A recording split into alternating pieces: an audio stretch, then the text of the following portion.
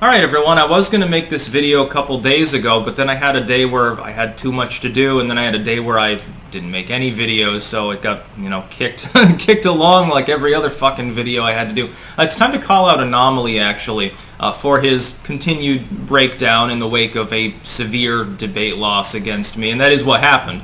It's funny, claiming victory when you have an official Twitter poll and a straw poll both showing me with like 85% of people believing that I won. You can't really blame that on having a larger audience. You've got more Twitter followers than me. I think in that arena, actually, he would be more likely to be ahead. That's why I insisted on having a straw poll as well, simply because of the differential actual number of people following us. By the way, I think he has a Facebook page that actually dwarfs any of the presences that I have. Doesn't he have like 1.7 million fuckers following him on Facebook or something? Anyway, we're going to look through some Twitter drama here.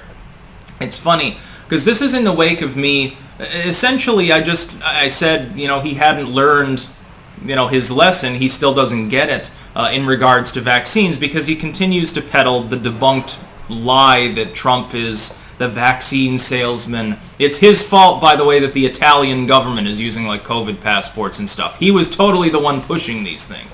So here was his initial response, and I'm going to go through these. I'll probably put an archived link in there too, but for some reason Archive is not actually archiving it properly. It's only keeping some of the tweets here, and I'm not exactly sure. I'm going to try to figure it out. But if there's no archived link, then there's the live link. I responded, by the way, to this maturity, because it's the only thing to say. Here was his tweet to me. I don't care how many people get brainwashed by your snarky, super beta, condescending, mark of the beast behavior, acting like a smarmy, know-it-all loser. You are a phony, and any libertarian with half a brain could see that you are lying through your teeth. Satan is your daddy. Now, what I said to him here is that essentially he's using the tactic because he lost on every ideological level, and he certainly lost in the tactical sense. He's withdrawing into the religious echo chamber. You see, his audience tends to be, I think, more religious than mine, and so he's trying to get them to buff him up on his side by simply fixating on my username, which is really mature, hence my response to him. And he's like, it's a tough truth you need to hear. Now stop responding to my good takes with your worst takes. Of course, he keeps getting ratioed when he goes off on these diatribes as well. Wasn't there more here, actually, that he said? Try to find it here. You never know. Twitter's a mess as far as its format. Fuck it, who cares? I thought it was funny, though, because literally I leave one sentence on one of his tweets and he goes completely off, and he was blocking multiple people, and I got messages about this. He was blocking people who are his own fucking fans simply for telling him to take it easy. I got 2 messages about this. You see, the problem is our fan bases, our audiences overlap considerably.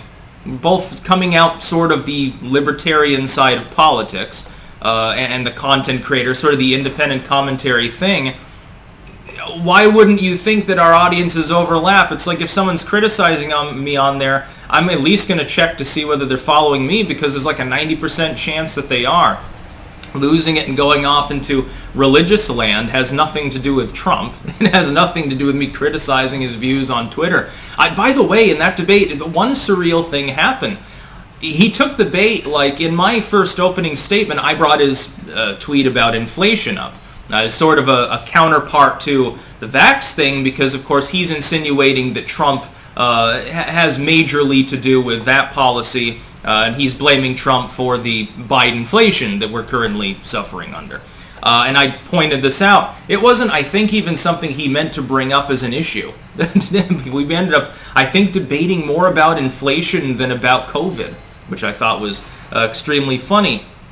I just pointed out, and I still hold to this, that blaming Trump for policies he himself lacked the power, or in most cases even the will, to implement is nonsense. It's basically just a scapegoat.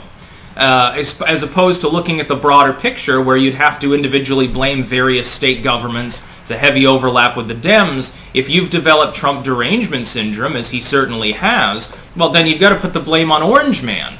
After all, he's responsible for all the ills in the world. In fact, the only difference between the argument he makes and the argument that someone who's like got the love beads and the coexist shirt thing would make is that the latter criticizes Trump as being far-right, extreme, he's a fascist. And An0maly believes that he's doing the bidding of globalists. He didn't go far enough out into right-wing land. And so you've got these two irreconcilable different opinions about Trump, but they both come out of the same basic concept, right? Both basically the same. Anyway, I think even him bringing up the debate at this point is almost a self-own.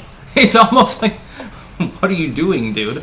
But I think it's funny anyway. When someone gets that bent, that mad and out of shape, it's like calling me a fraud and shit like that. And I'm thinking, you started off the debate pointing out the fact that you were wearing a Hawaiian shirt as a form of respect for me, and then you're going off into La La Land here, and I don't know. I just find the drama a little bit funny.